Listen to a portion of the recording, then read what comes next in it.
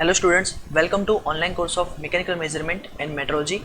Myself Abhishek Trivedi from Mechanical Engineering Department at LJ Institute of Engineering and Technology. We are discussing comparators. In the previous lecture, we have completed the two mechanical comparators named as dial indicator and the second one, that is the Johnson microgator. Today we are going to discuss the sigma comparator, and then we are going to discuss the LVDT Solex comparator and the optical comparator in the upcoming lectures. So let us start our lecture with the basic concept of the sigma comparator, which is also fall under the category of mechanical comparator. Sigma comparator. The figure shows the structural details of the sigma comparator. Let us understand the basic concept of the sigma comparator and how it will works. The basic aim of the comparator is to find whether the workpiece is accepted in our range or not, whether we are going to accept the workpiece or we are going to reject the workpiece. That is the final aim behind the use of the comparator, because we are using the comparator in the mass production era, and in the current mass production era we are not supposed to find each and every dimension with very precise notations. What we are supposed to require, that whether this particular assembly, or we can say this particular workpiece, is acceptable and is assemble or will going to assemble in the main assembly or not. That is our basic requirement in the current situations. So the sigma comparator is very much useful to find out the linear dimensions of the particular workpiece. First of all, let us understand the constructional details of the particular sigma comparator. The sigma comparator start with the plunger. As we already discussed, what is the plunger? The plunger is basically useful for providing the translation motion. Then the plunger is directly attached with the slit diaphragm. The slit diaphragm is used to maintain the, or we can say to restrict the horizontal motion of the given plunger. Then above the slit diaphragm, the main plunger is directly attached with the knife edge follower with the screws. The main plunger is attached with the knife edge follower by means of screws. So screws are the basically the fastening setup or fastening element which provide the proper fastening with the plunger and the knife edge follower. Then at the end of it, the slit diaphragm is used, which is used to maintain the plunger condition in the zero line. Once the working of the sigma comparator is over, we can say that the slit diaphragm, this particular slit diaphragm is used to maintain the plunger in the zero line condition. Then the knife edge follower is directly attached with the moving member.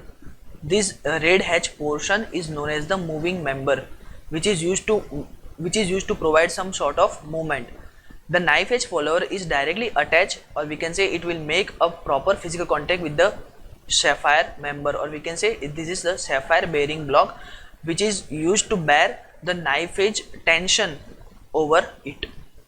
Then the cross strip hinge is provided, and on the opposite side of the moving member, the fixed member is there. Here the fixed member is there, which is exactly opposite to the moving member by connected with the cross strip hinge. The moving member is at the end connected with the Y arm. Here from the shape you can say that this is the Y arm. This is the shape of the arm. So I can say that this is the Y arm. Y arm is then attached with the phosphor bronze driving band. This particular band is known as the phosphor bronze band. This particular band is known as the phosphor bronze metal band. It is tightly connected with the Y arm, and then the driving drum has been provided over the phosphor bronze band, and the pointer is directly attached with the drum, and at the end of the pointer the scale has been provided. Remember this, once the particular driving band, or we can say once the metal band will start moving from one position to another position, it will generate the rotation with the drum, and due to the rotation of the drum, the pointer is attached fixed, or we can say rigidly attached with the driving drum. The pointer will also start moving on the linear scale. Now let us understand, or now we are going to discuss the working of the sigma comparator. As I have told you, we are going to discuss a single motion. Suppose the plunger is moving in the upward direction. This particular slit will be slightly deflected like this, because it is useful to maintain the horizontal condition, so it will deflect in the vertical direction to maintain the plunger position in the horizontal direction. Then this particular end of the plunger will be extended to some range, and due to the extension of this particular plunger, the above slit diaphragm will slightly move in upward direction like this. This is the current condition of the plunger. The plunger is rigidly connected with the knife edge follower. So I can say that the knife edge follower will start moving in the upward direction. The knife edge follower is attached with the bearing shaft member. So it will try to pull the whole moving block in the upward direction. Remember, each and every motion, the knife edge follower will be moving in the upward direction and it will try to pull the moving block in the upward direction. As the moving block is attached with the cross strip hinge is there, so I can say that there is some pivot point also there, and the whole moving member will not going to move in the upward direction, but instead of moving in the upward direction, it will try to rotate in the upward direction. It has some tendency to move in the upward direction. So I can say that the whole moving block will try to extend in the upward direction.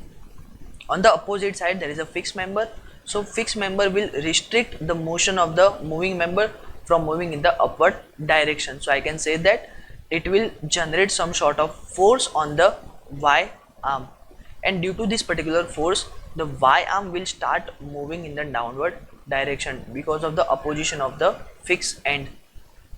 Once the Y arm will move in the downward direction, I can say that suppose this is the Y arm in the first condition, and due to the downward motion, I can say that this will going to be the second condition of the Y arm. This is going to be the second condition of the Y arm, and the driving drum is attached over here. Due to the motion of the Y arm in the downward direction, it will also generate the rotational motion in the driving drum in the opposite direction, and due to the rotation of the driving drum, the pointer will also start moving in the one particular direction, and it will generate the motion on the scale. So this is the basic concept of the sigma comparator. Once the reading is over, then I can say that if the reading has been over, or if we can say reading has been taken out, and as the workpiece is removed from this particular position, this particular top slit diaphragm will generate some sort of force over the plunger, because it will be deflected from its original condition. So it will generate some sort of force over the plunger, and it will try to pull back the plunger in its original condition. Once the plunger will be moving downward direction, it will also pull back the knife edge follower in the downward direction, and as the knife edge follower is moving in the downward direction, it will also generate some sort of force over the bearing shaft member, and the bearing shaft member is attached with the moving block, so moving block will also try to come back to its original position, and so on. All the rest component, let's say Y arm, then the driving drum, then the phosphor band, bronze driving band, the pointer scale, all these particular element will come to its original, or we can say the zero line condition, just because of the total force generated by the slit diaphragm on the top end of the plunger. So guys, this is the basic concept of the sigma comparator and how it will work. The sigma comparator works on the principle of the leverage to obtain the higher magnification.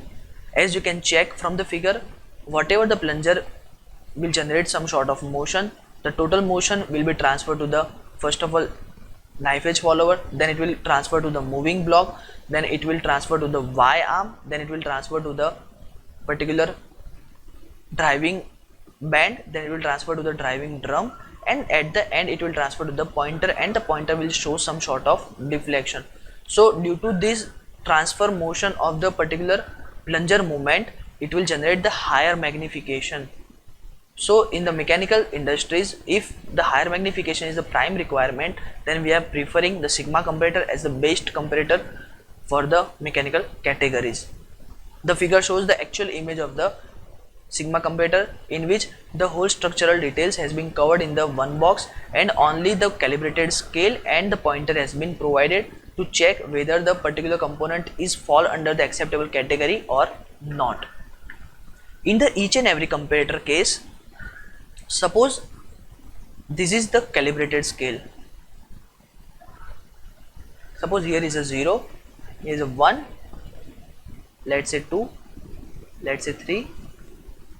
On the opposite side there is also 1 and there is also 2. Let's say here end of the scale with 4.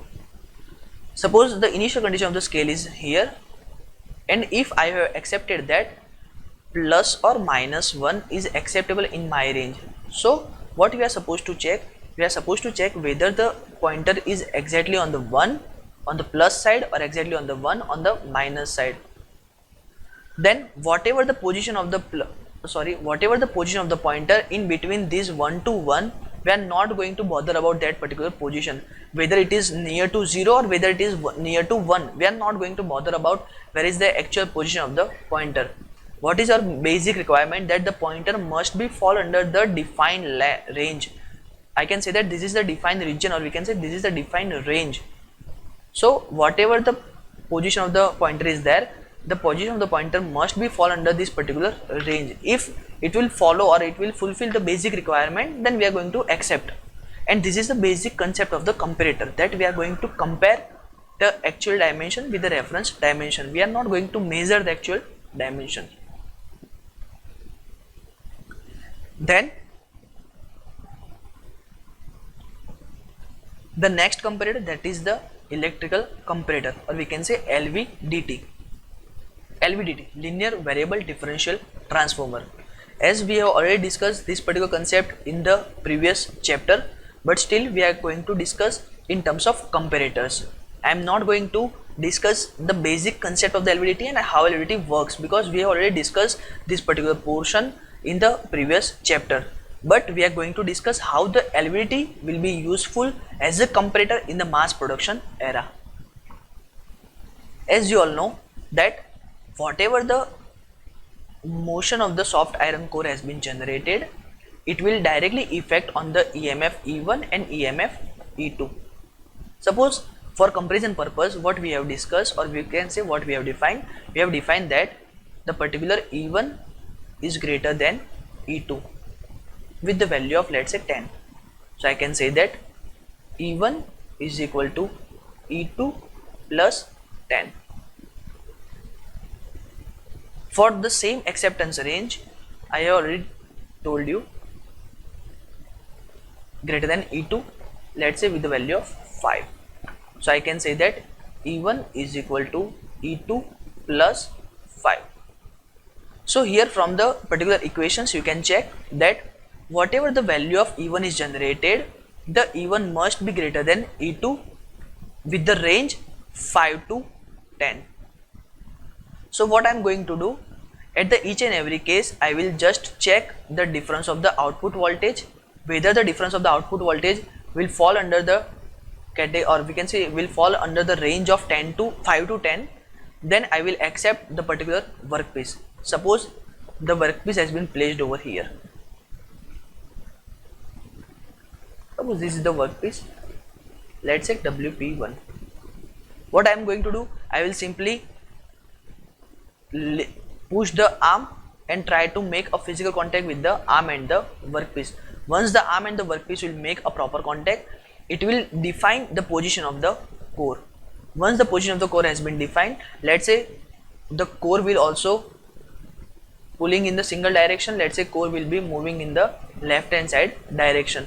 I can say that here the core will be generate this kind of position. Here the arm, the red color shows the second condition of the particular setup. Here this is the workpiece. So I can say that the core is towards S1. As the core is towards S1, I can say that E1 is greater than E2. And from this particular setup you can check, this is our basic condition, then the E1 must be greater than E2. But with how many value E1 is greater than E2? So we have already defined that as per the my tolerance zone, as per the my deviation zone, that I have defined that whatever the E1 is there or whatever the E2 is there, the difference between E1 and E2 will fall under the range of 5 to 10 only. If the difference is less than 5, then I am not going to accept. If the difference is greater than 10, then I am not going to accept. If the difference is 5, 10 or in between 5 to 10, then and then I will accept this particular workpiece as a acceptable workpiece. If the difference is not falling under this particular range, then I will simply say the workpiece has been rejected.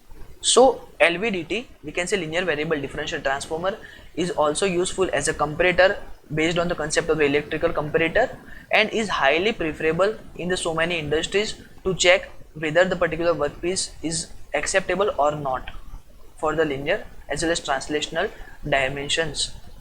So guys, today we have discussed the two different comparators. The first one, that is a sigma comparator, which is fall under the category of mechanical comparator and which is highly useful in the mechanical industries due to its own higher magnification. And then we have also discussed the electrical comparator named as LVDT, the linear variable differential transformer, which is also useful in the so many industries just because of the highly sensitive comparator which sends the minimum displacement of the arm, and it will generate the difference in the output of E1 and E2 from the coils S1 and S2. So it is also useful for the so many industries. Okay, we are going to end up our lecture over here. From next lecture we are going to discuss the Solex comparator and the optical comparator. Till then, thank you.